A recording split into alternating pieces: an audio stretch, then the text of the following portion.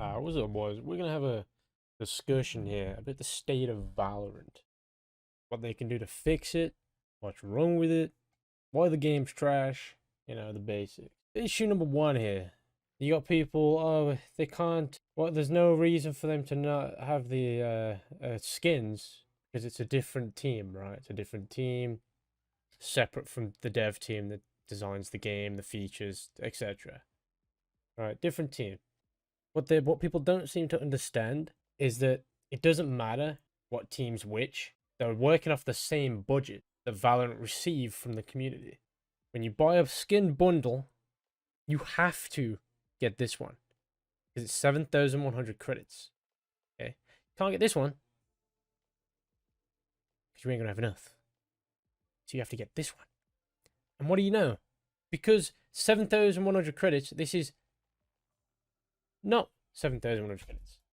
It's more than what you need, and you still pay the 90 for it, right? So that's one big problem with the game. Now, if you do the math on Valorant, let me just put a display capture here. If you do the math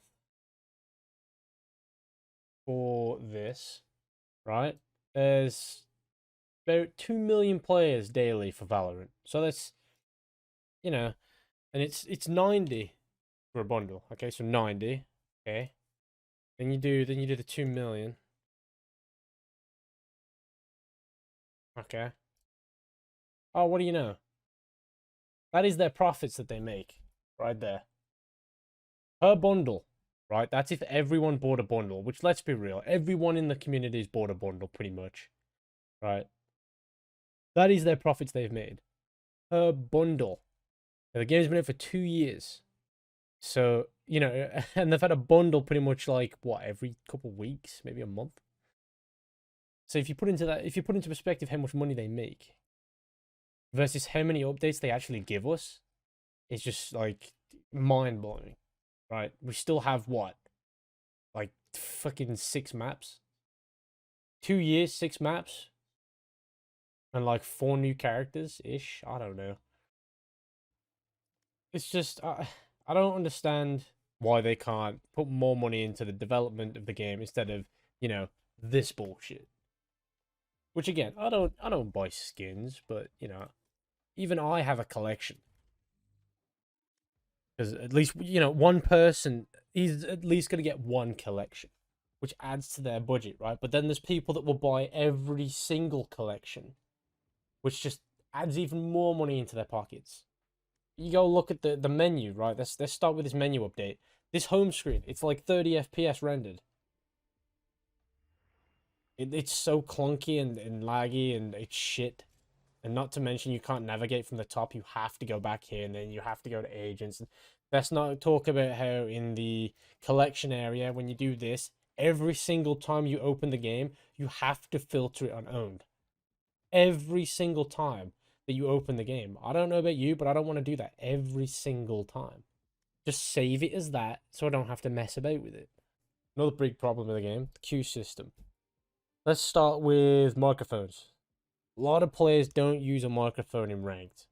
Even in Immortal, right? I'm Ascendant 3 right now. I do ranks from Immortal, but I've been Immortal for the last couple of episodes, acts, whatever. And it's very little you find people.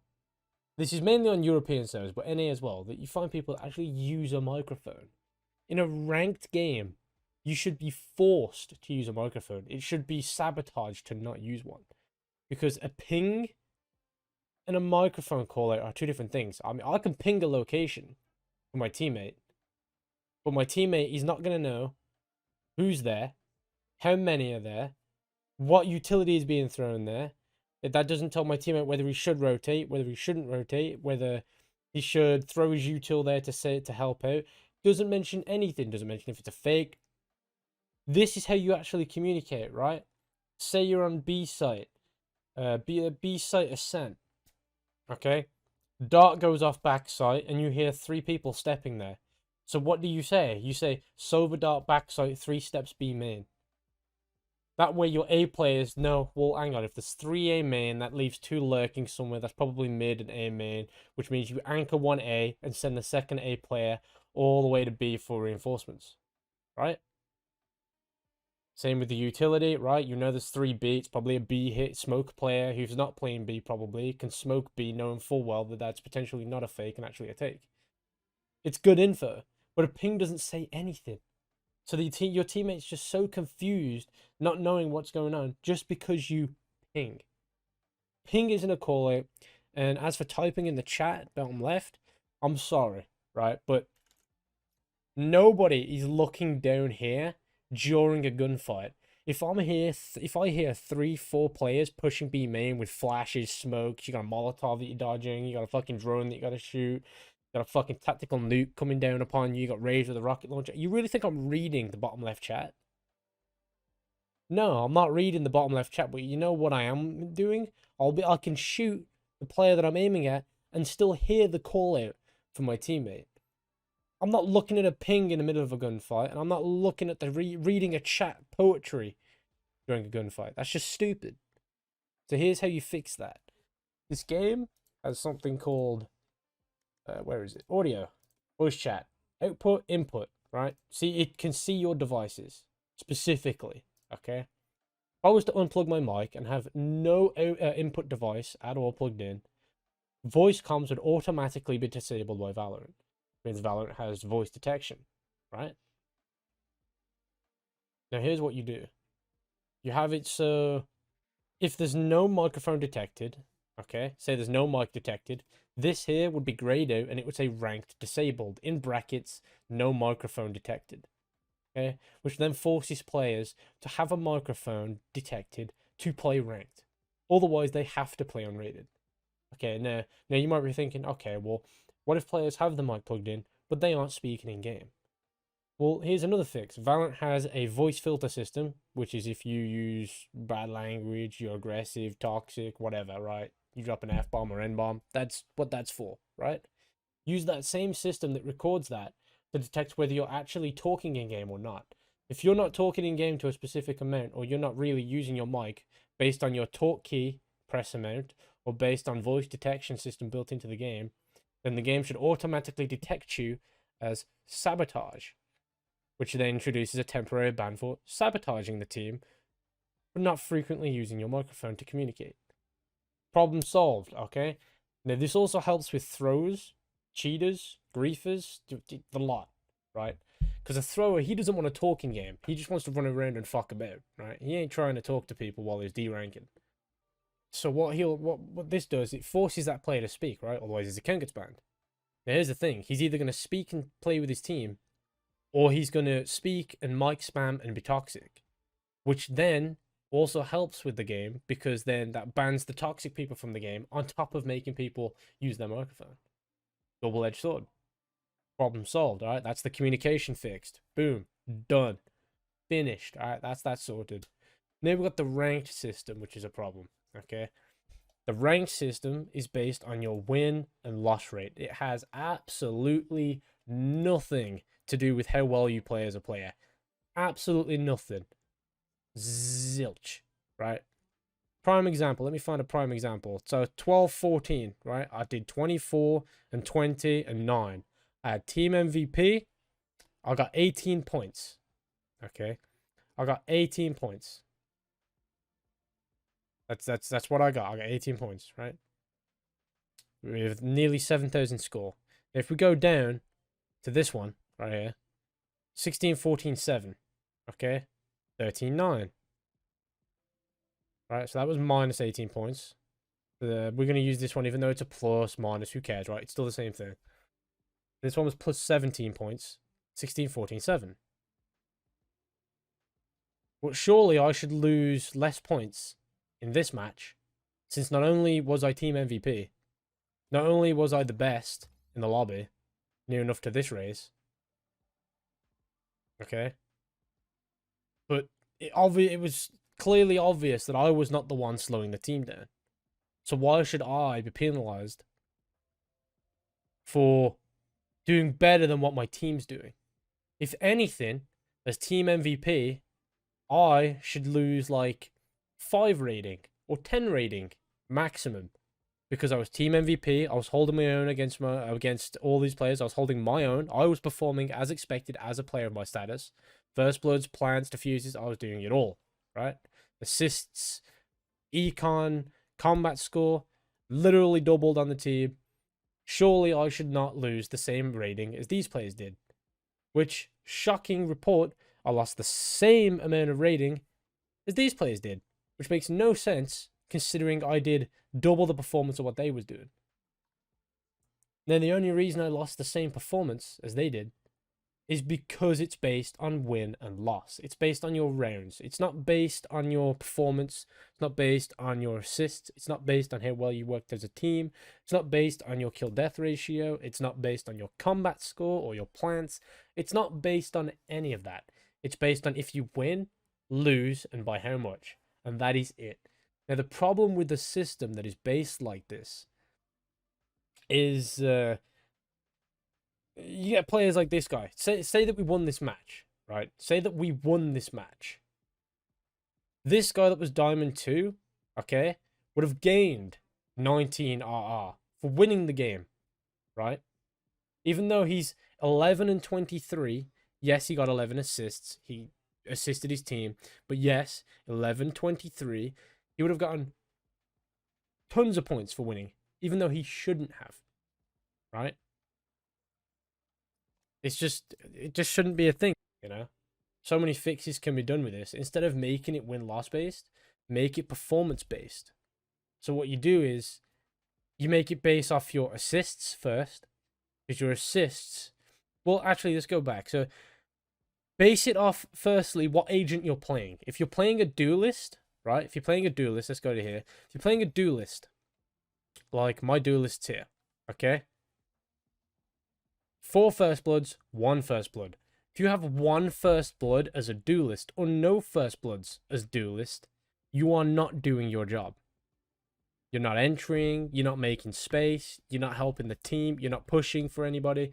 You're just waiting and waiting and baiting and baiting and baiting your whole team for freebies despite having the abilities on the agent to entry. So instead of, you know, he's a duelist who has 1 first blood, okay? He should be getting minus RR, but not performing as expected on the agent he chose. So, example, a support agent. Okay, we're going back to this guy. So, support agent, this guy, 11 assists. Okay, if you have a high amount of assists for a supporting agent, that means you're using your utility to support the team. Therefore, that should reflect on how much rating points you got, because that judges how good you are at playing that specific agent, right? Now, kills and deaths, that shouldn't even reflect your rating whatsoever, to an extent. If you get 5 kills in an immortal lobby, okay, fair enough, you deserve to get, you know, like 10 points max. But if you're getting like 25, 20, 19, 20, you know, you're averaging in that mark, you should be getting like 20 RR. In no way, shape, or form should a ranked match be this what's the word? Disconnected. 25, 25, 17, 18, 19, balanced. 24, 17, 18, 15, 11, unbalanced. But the difference is here, our duelists, bottom score, lacking first blows, except for the Reyna he was entering. The enemy team's duelists, top scoreboard, working off each other. You know, the assists on these supporting agents, way up here. Way, way up here, as they should be. Right? But look at the first bloods. 4 first bloods, 5 first bloods, 3 first bloods. Okay, the Omen, planting, also, smokes, 13 assists. Again, I'm support agent. I was also entry sometimes because we're lacking a fucking jet here that wouldn't do anything. 9 assists, 24 kills, 2 first bloods, 5 plants, because I'm a controller. I should always be the one to plant. I should always be the one to smoke. I should never be the first one in. It is important for a controller to stay alive. And my plants, my diffuses, my assists should reflect my rank, not my KD. Because I am a controller, I am a supporting agent. And that's how the rank system should be designed. You should be gained RR based on your performance as that specific agent in that specific match. Not based on how many rounds you get. Because then you could just boost players very easily and nobody is at the correct rank they should be.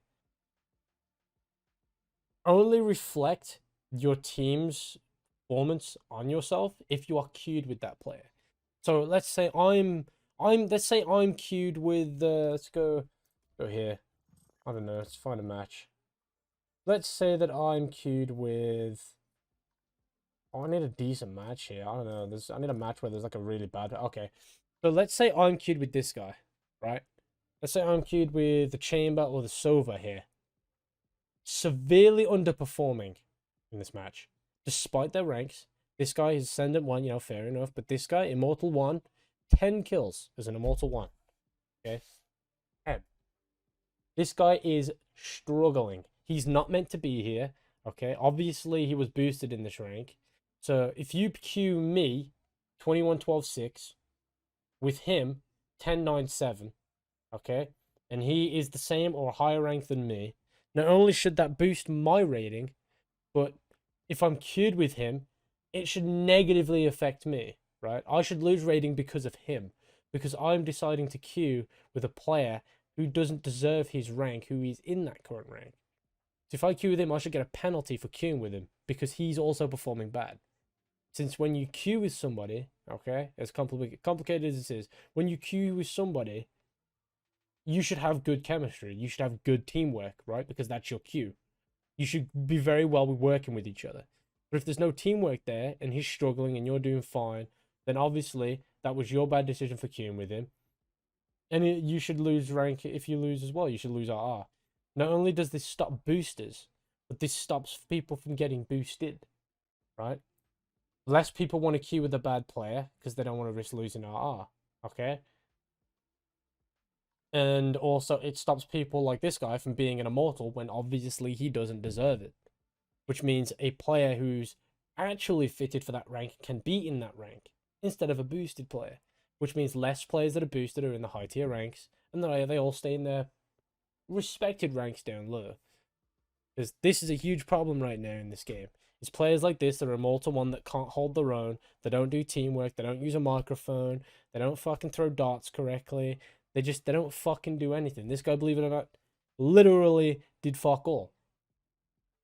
Didn't speak, didn't do teamwork, just ran in there and died like an idiot, didn't listen to people's callouts. When people asked him for a drop, they never dropped. It's players like these that ruin Valorant, which is another problem with ranked, right? You got a hit reg issue in this game as well, which is kind of to do with network buffering, but not. In the training area, if I go to the training area, if I can fucking even manage it in this dumb lobby, if I go to the training area, you got the training dummies. Now, the hit registration box is those training dummies, right? But the problem with it is every single agent has the same hitbox, but every single agent also are different sizes. Brimstone's thicker and fatter, and fucking Sage is skinnier, and some players are taller and shorter. Some players fucking beefier arms and head and wears hats, and you got Sage with the ponytail, and it's a problem, right? So this is your hitbox, okay? Which, granted, that should not hit, right? That's a problem. That shouldn't be a headshot. Now, when you got players that just aim in general directions and hit random shots, that's a problem because the hitbox is fucked. Especially since, you know, you got players like this character, my boy Cypher over here, where, you know, his hat isn't really a hitbox, obviously, but sometimes you get pixels like this right here. Sometimes you get pixels like this. Peak of his hat. That is not a headshot. You got sometimes down here, not a headshot. Sometimes you got this shit. You know? Just this right here just doesn't exist on the screen. Sometimes his elbows don't exist. Sometimes down here doesn't exist. Sometimes some part of his legs don't exist. Because it's using this hitbox, right? And you look at the two character models, and they're just different sizes. Which is what leads to the whole, oh, I thought I hide him. Like, you'll aim like here or something, or here, on that character's head, so it looks like a headshot, but in fact it misses. And that's partially because the hitbox is the same hitbox for every agent model, despite the agent models being different sizes and shapes and different clothing. Sometimes you'll shoot Sage in the back of the head, but because of her ponytail, it's very deceiving. I like how my mouse is moving and I'm not even touching the mouse. That's good. It's good stuff.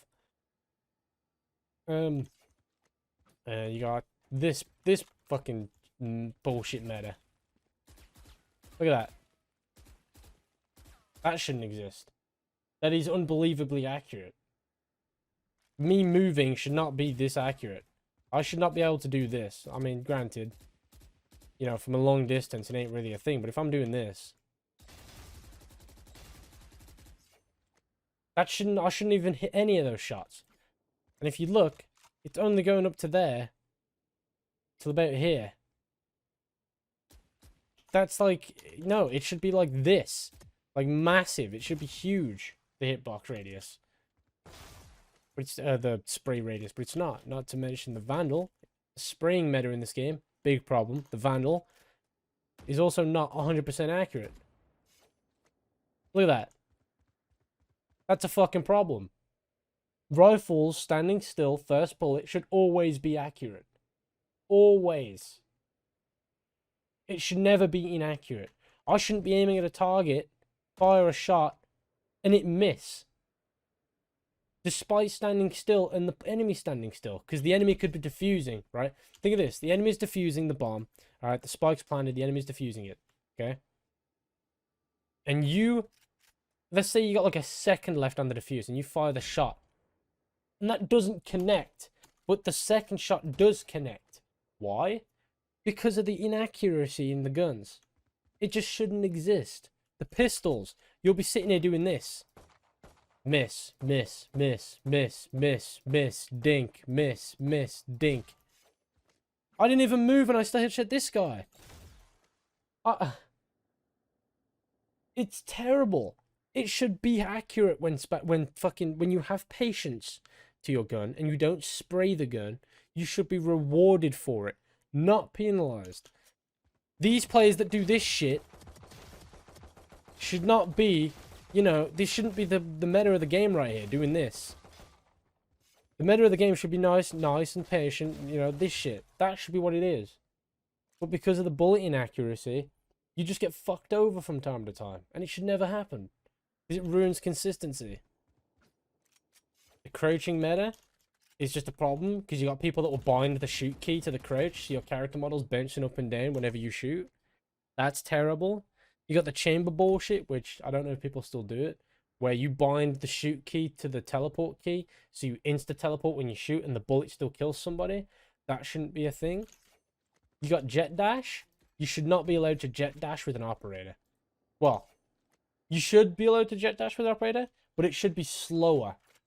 Right? You should dash slower, like maybe 30% of the speed slower if you have an operator or an Odin, to stop people using crutches and getting away with it. They should be punished for using a heavier weapon. A heavier weapon should be a risk versus reward factor. Raise your satchel jumps, right? Raise your satchel jumps. I don't even know how to change. Here we go, change agent. So raise your satchel jumps is a big problem right now in this game. Because people will do this. Yeah, so people will buy the nice little shotgun, the little judge, and they'll just they'll do this. Right? Now, it's really irritating to hit a flying raise with how the hitboxes are. It's very clunky. Versus she can just fucking do this. You know, which... Come on, man. Come on, Valorant. This is an esports shooter, for fuck's sake. What... You can't have an esports shooter and have this in the game. Where you just fly around the map with a fucking shotgun doing this. Like, come on. That's stupid. That's not skill-based. That's not fucking any sort of skill whatsoever that requires accuracy. It's just dumb. Now, the second problem with Raze, right? With these DPS agents, especially Raze, is the satchels. I take no damage from an explosive under my own feet. Okay? Which is interesting, because Viper can't walk through her own Molotov. Brimstone can't walk through his own molly. Phoenix, for some reason, can heal in his molly. That makes no sense. Because people don't use Phoenix's wall or molly for the team. They only use it to heal, which is kind of dumb as fuck. Now, if they remove the heal, no one will play Phoenix because he can't be selfish anymore. Now, with Raze, the satchel should do damage to you per satchel, depending on how close you pop it next to you. It should do like 15 to 20 HP per satchel, right? That way, it's a risk versus reward factor. Yeah, you have movement to fly around corners and shit, right? You have the movement, but you're going to lose HP doing it, which means it's risky, but it could pay off, right?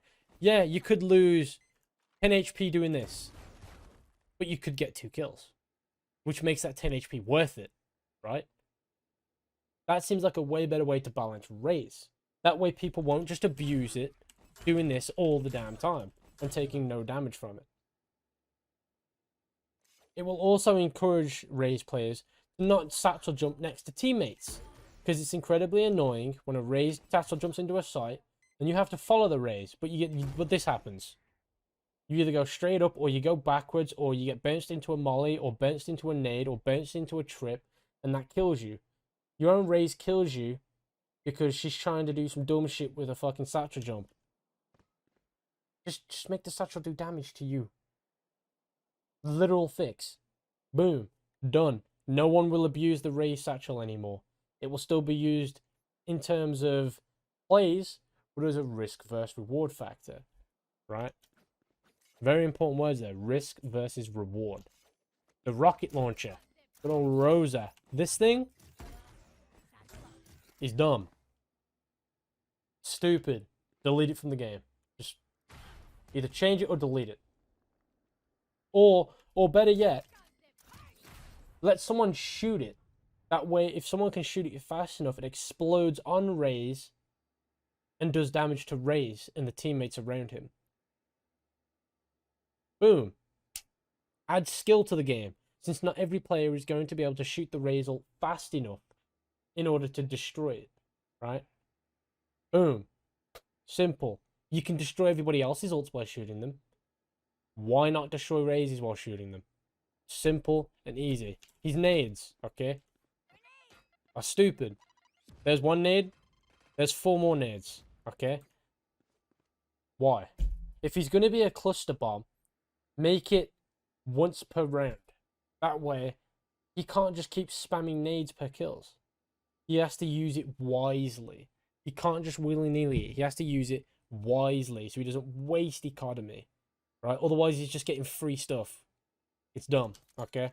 Either make it a single nade, but you can get it back after kills, or remove it so it's only a cluster, and you can't get it back after kills.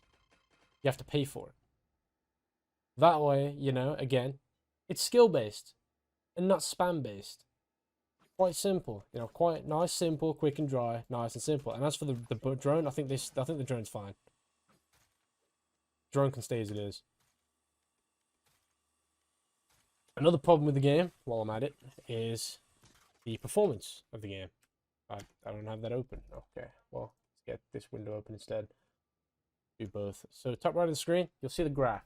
Okay, get true performance with the bots on.